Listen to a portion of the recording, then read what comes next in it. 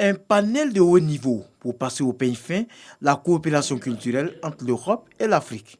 Un plateau offert par le commissariat général du FEMUA, Festival de musique urbaine d'Anoumambo, pour un partage d'expériences afin de favoriser la création dans le domaine artistique. Nous sommes arrivés à faire une carrière en Europe avec cette musique zouglou qu'on a distillée d'un peu partout. Donc déjà le pont culturel est créé, c'est de renforcer ce lien-là et pouvoir donner l'occasion à tout le monde.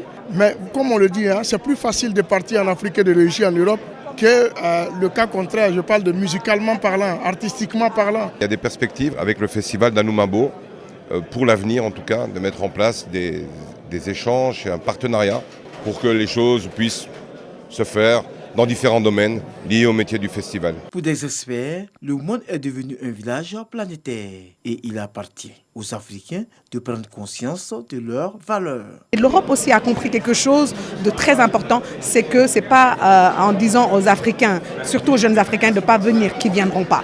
Donc ils ont compris que miser sur des figures comme Assalfo, c'est essentiel pour que les Africains comprennent la richesse de l'Afrique parce qu'il n'y a personne d'autre qu'un Africain pour parler mieux à un Africain. Selon des panélistes, il y a beaucoup plus d'intérêts communs entre l'Europe et l'Afrique que de divergences dans la création. Un créateur, un artiste souhaite avant tout que son art, son œuvre soit écoutée, soit vue au-delà même de son environnement immédiat et donc aille au-delà de certains continents. Une alliance sera uniquement solide s'il y a une alliance de peuples. Et pour avoir une alliance de peuples, mais il faut se comprendre.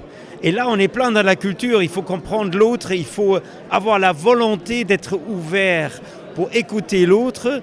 Et ça peut être la musique, ça peut être les vêtements, ça peut être la mode, ça peut être tout ce qui forme la culture. Ce panel a été enrichi avec la participation des ministres Touré Mamadou et Arlette Badou Nguessan Kwame. Ils ont expliqué la politique du gouvernement de faire de l'art une véritable industrie et un secteur d'emploi.